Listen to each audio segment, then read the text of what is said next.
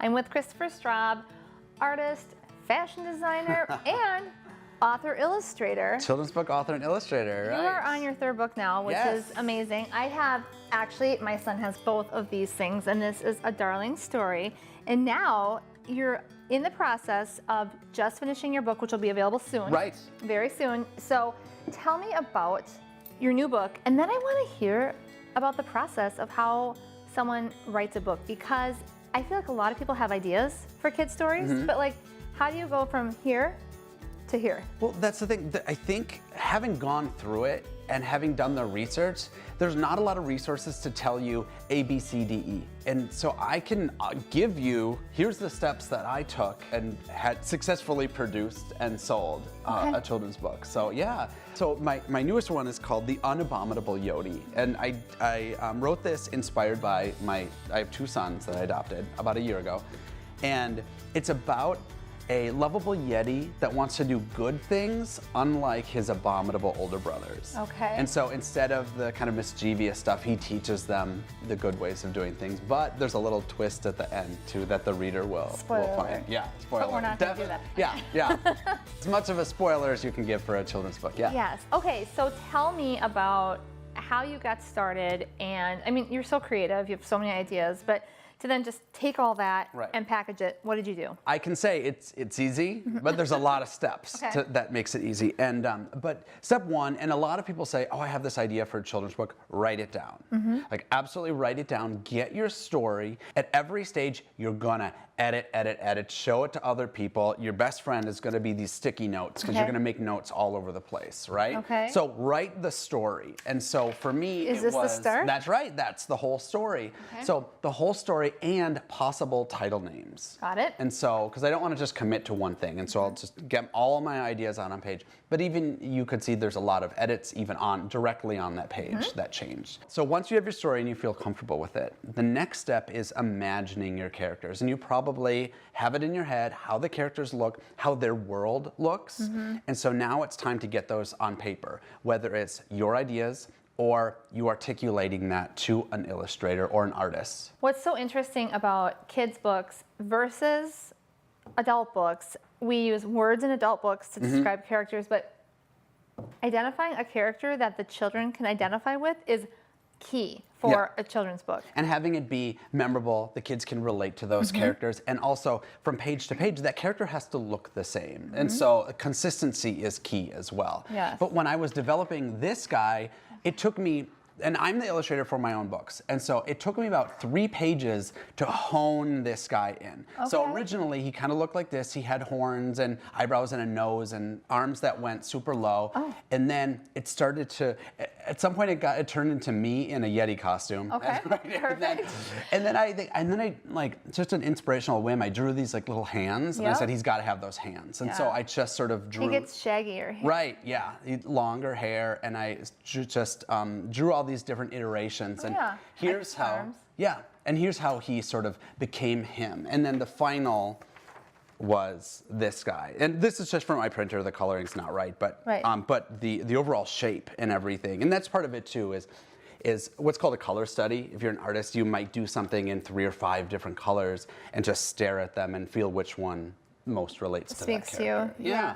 When are you gonna put your Yeti costume on? All right, I'll start on that right after this. Okay. Then what? So then we're storyboarding. So we know what the idea looks like. We know what the dialogue is. So then it's something as simple as, like for me, putting the dialogue on paper. Step 1, like put the dialogue on paper and draw each spread, right? And so a spread would be like you open the book and here's page 1, page 2 from that.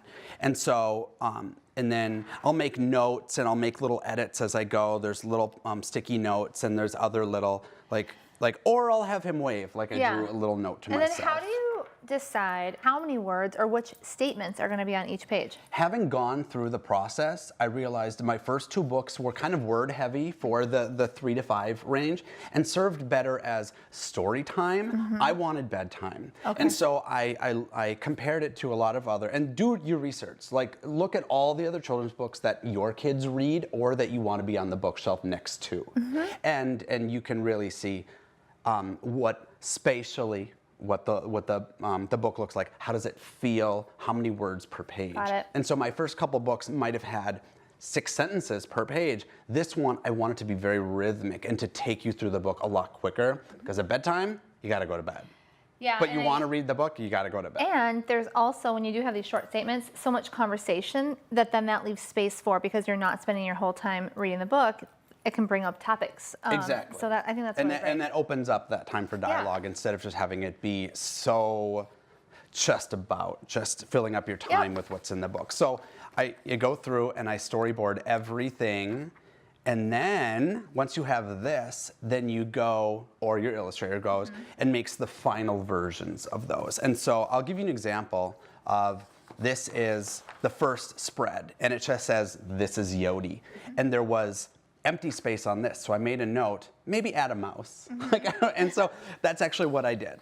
And so this says, this is Yodi, and I had made myself a note, and I said, or he could be waving, compared to my first storyboard. Yep. So I ended up doing that. So there's the background, there's the character, the first statement, this is Yodi. There's a little side character that pops up later in the book, so he's a smart choice in here. The backgrounds are actually my own photography of crumpled up, like a paper bag. Right. And so, and then just changed into different colors. And that actually follows through all 3 of my books. It's the same image, so that ties all my books together. That's something to think about too if you're writing multiple books. What does the series look like on the shelf? So, okay, so as we wrap up, so now you've got this, and then how do I actually make my book a book? Okay, so then everything now is digital, it's files, right? So I have them in my computer, they're files. I find a printer, and those are not that hard to find. Book printer, clickety click search. Okay. Okay. And we live in Minnesota. We live near Minneapolis. There's actually one that I went to near Brainerd, and they were able to print my book in 3 days. Wow. Yeah. Wow. Yeah. Or you can work overseas, and I do that as well too. It depends on how large your project is and how quick you need it done.